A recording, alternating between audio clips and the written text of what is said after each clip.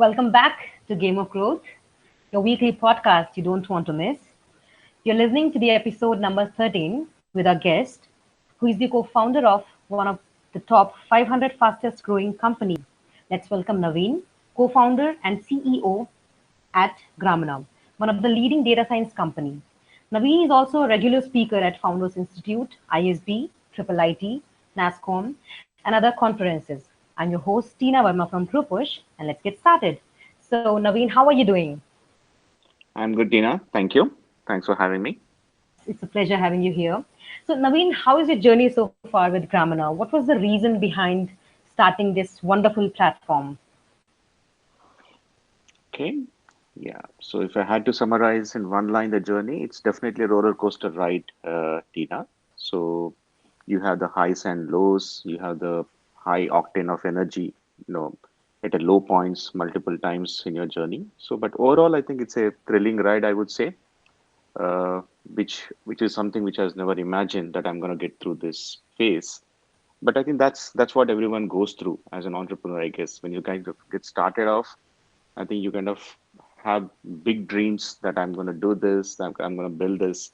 It's going to happen that way. But the reality doesn't really, I think, go exactly what you really planned. I think what we need to kind of be ready for it, the challenges this throws at you. How good are you at accepting those challenges, living to it, and succeeding, right? I think that's been the journey for me and other co-founders and the larger team at Gramener. So thankfully, I think we are able to kind of establish ourselves, make a mark for us, prove ourselves in the industry, and able to add value to our clients. And if I had to kind of also give a one line, for me personally, it's a constant face of, I would say, challenges. You think that, hey, this year I'll be done, we should be okay. Next year we'll be done, we'll be okay, but it is not. I think the problem's going to increase, the challenge is going to increase, and the fear factor is going to increase. When I say fear factor, it's a positive fear, which drives me. So, okay, I hit the 1 million mark. How can I hit a 10 million? That fear is looming at the back of you. What happens next? What happens next? I think so that gets us going. That keeps the your belly on the fire for you to go and achieve those results, right? So it's a constant apprehension and a fear, which kind of makes me achieve the targets, and that's been the journey for us so far, been over last 10 years, Tina. Great, Uh, great. mhm. Yeah. So what was the reason behind starting this wonderful platform, Naveen? Uh, so honestly, if you look at it, I mean, it's like we are a group of six friends who got together. We spent 10 to 12 years in our corporate life, having worked at IBM, BCG, and Accenture at various places. And something we got us together and said, hey, we are working so hard. We made a mark of ourselves in a corporate life. Why can't we start something of our own? So I would say that's the trigger. It's more that in a way, can I create something of my own as opposed to, hey, I have this idea, let me do it. Then we said, yeah, that sounds good. Why don't we do that? Why don't we join hands? We can make a good team. That made us to make the first move. The idea got germinated in our mind. Then at that point of a time back in 2010, we kind of were looking at what was the evolving trend. Data seems to be the critical, one which was evolving all over. We said, hey, why not we pick data as a central theme and try to focus upon. So that's the way kind of where we kind of got started off. We said, let's our corporate boredom led us to doing something new. That can I do something of my own? And we picked up a theme as a data and tried to kind of see how can we kind of create an enterprise out of it. Today we are, yeah. Right, right. So, Naveen, could you tell how various products from Gramener are helping brands in making decisions? So, this platform is empowering businesses in making decisions by clubbing data with storytelling. So, what's the reason behind it? Sure. See, I think what we are doing at Gramner is making data simple. So essentially, that's the one-line message I would say. What does that mean?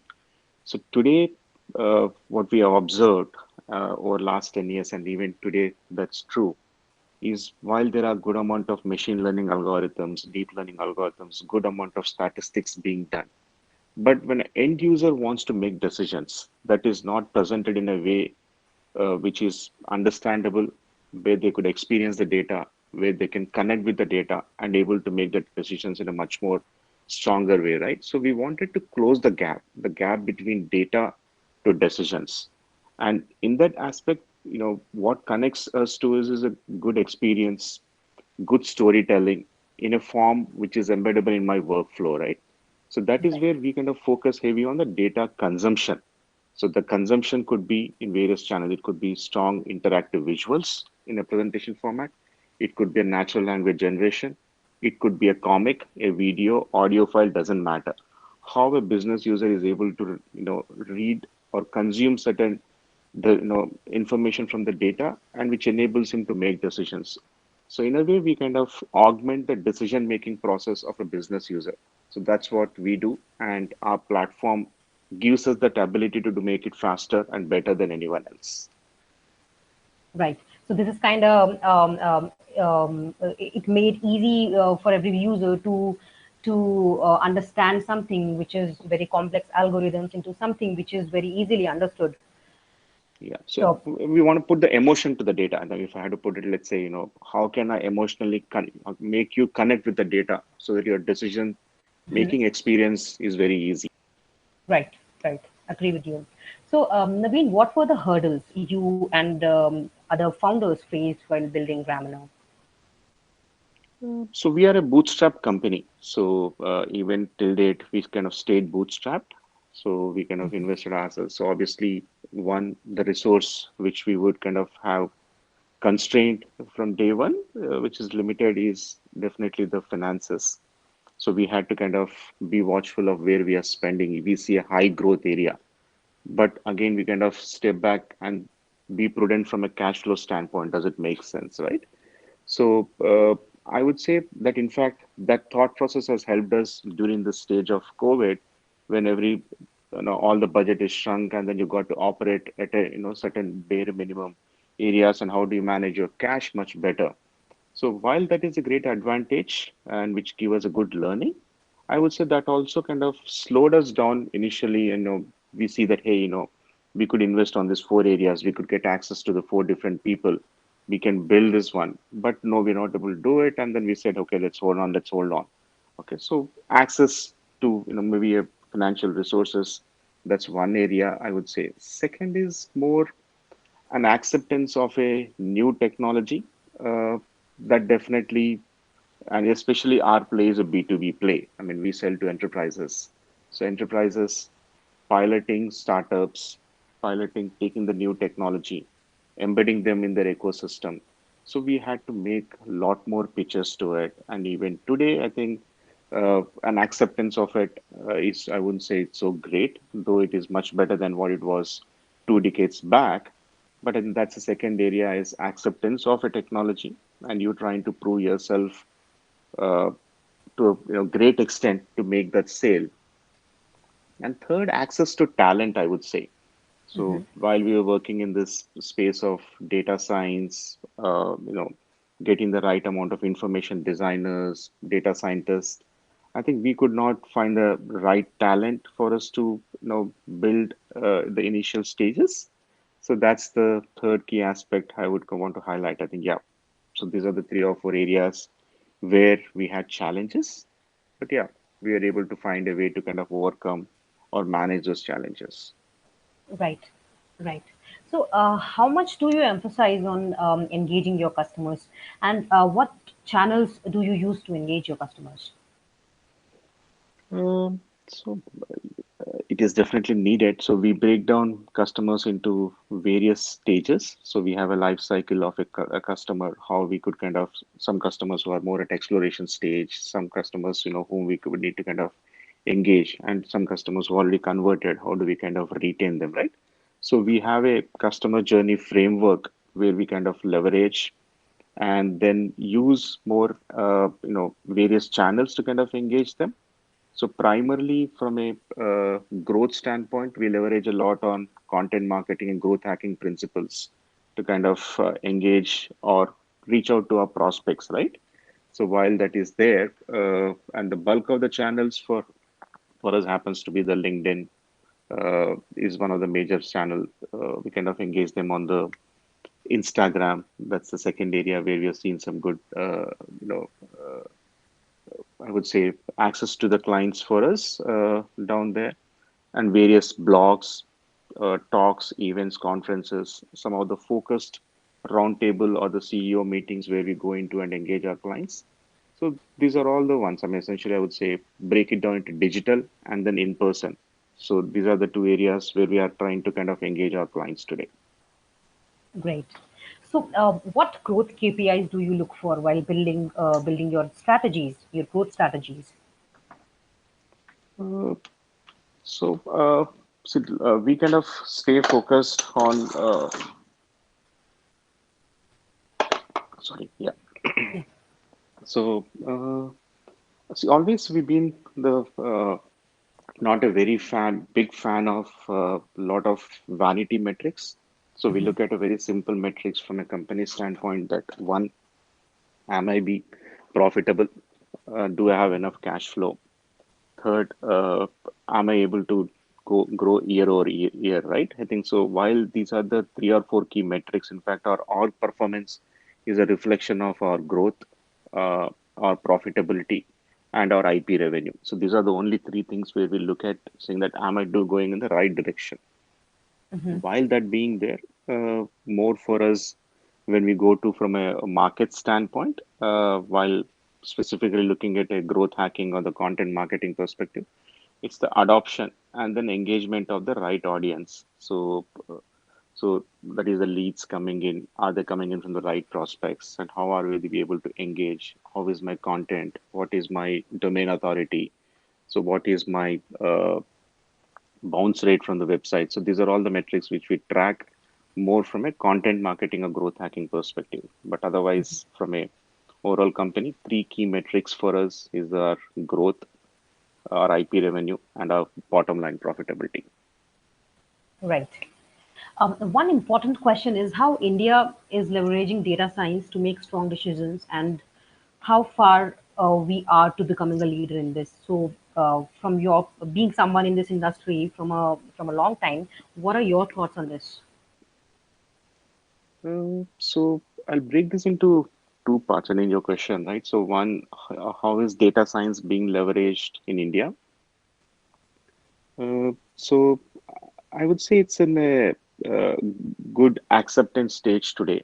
See, if you look at the industry also, until last uh, 2015 or 16 to a great extent, going back like past 10, over a decade or so until 2016, a lot Mm-hmm. of emphasis has been to collect the data. Am I getting the right data in a in a way that I'm able to store it, process it? So heavy amount of a focus from a CIO or an organization standpoint has been to collect the data, store it, make sure that data is accessible, right? So a lot of lakes, warehouses have been built. And now is a time where even the industry globally and likewise in India, we are trying to look at the how can I get the value out of the data? How can I monetize the data? I think that's the evolving trend which is coming up from it, and that is where the data science is helping. So Mm-hmm. from that perspective, I would say the maturity of a lot of Indian organizations today, I would say 20-30% are ready to make sure that they have the right data in the right place for them to leverage the data science that is being there. And within that 20 or 30% of the organization, and this is my personal number, I'm not quoting any reference, but yeah, within that 20 or 30%, I would say, good use cases are evolving and people are trying out some new innovative ways. It could be applying deep learning, AI, or any of these aspects, right? And yeah, I could see good amount of use cases being done, but we have a long way to go as compared to North American market or Mm-hmm. European market where it is much more matured and use cases have been proven and use cases have been productionized. So in India, large lot I would see is more at an experimentations today. So those experimentations getting into the production, I think there is a wide gap today. But I think we are catching up very fast. So we ourselves are working with some good pharma companies in India. Mm-hmm. good media entities, where they're doing good amount of work on content analytics, pharma analytics, on a drug discovery. So yes, I think it's catching up, but and the gap, what I would believe personally, will reduce to a great extent in terms of from North American market to Indian market from an adoption standpoint over next 10 years. Great, such a useful information this is. So Naveen, data science has unlimited potential when it comes to providing solutions for difficult problems. So could you tell me more about the Salmon detection web application to save the species in Nisqually River in Washington? Since Gramener recently won Microsoft's Empowering Societal Progress with AI award as well in this category. Okay, sure. Yeah, so I think you're referring to one of our awards from Microsoft on the social good. Right. So yeah, right. So we have a strong partnership with Microsoft AI for Earth.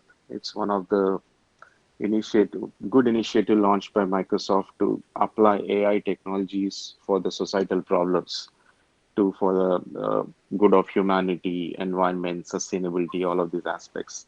How Mhm. can they provide this technology access to a lot of these non-profits, foundations, and people in general to make the right decisions? So we were one of the early partner to develop these AI solutions. So one such initiative was this, where how can we save salmons in the Nisqually River Foundation? A little bit of a story to it. Why to save salmons is one in the Nisqually River, they were seeing that the salmon population was dwindling. Now, salmon is a feed to the whales. So if salmon is not there, then the whales would die. So that would kind of create an ecological imbalance.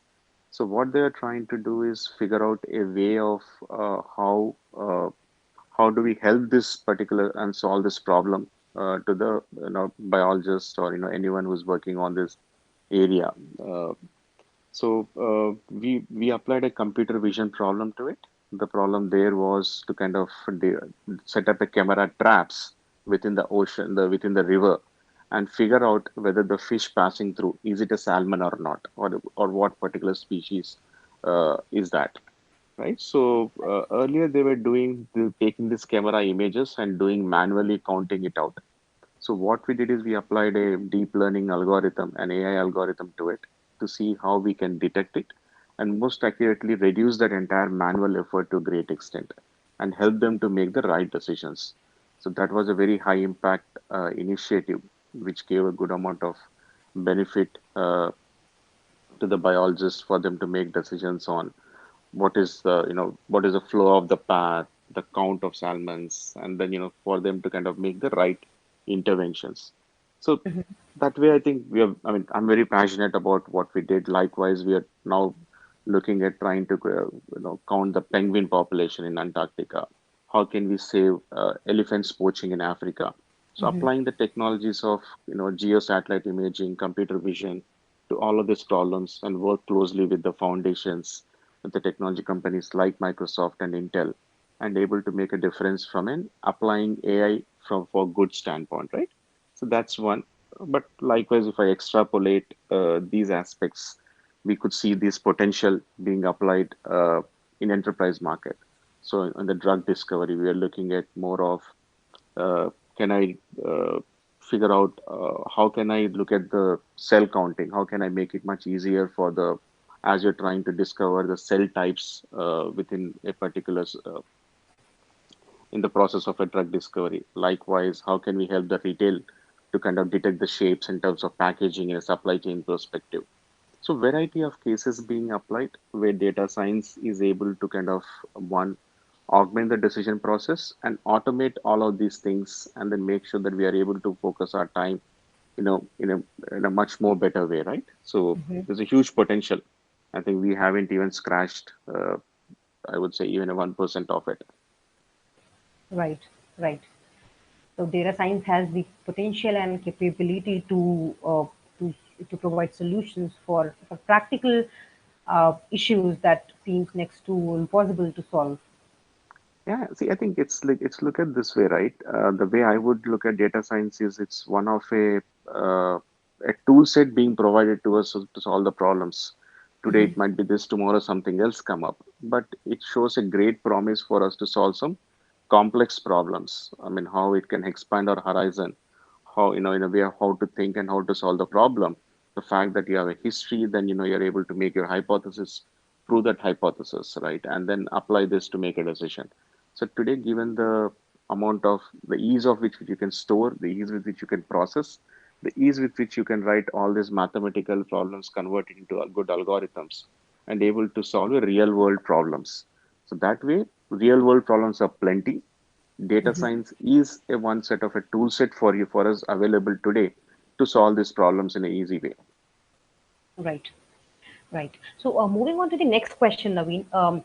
Being into the B2B business, who is your target audience, and how tapping the right set of audiences plays a crucial role in your business? Right. So from a business go-to-market standpoint, we look at largely the business heads, the P&L owners or the CEOs and CXOs. That's one set of audience. Second set of audience is the chief data officers and then the analytics, head of analytics in organizations. So that's the second set. Third set is more a CIO who's more closely aligned to a business as opposed to a pure play infrastructure CIO, right? So these are the three primary set of audiences we kind of tap into to kind of get our offering on the table.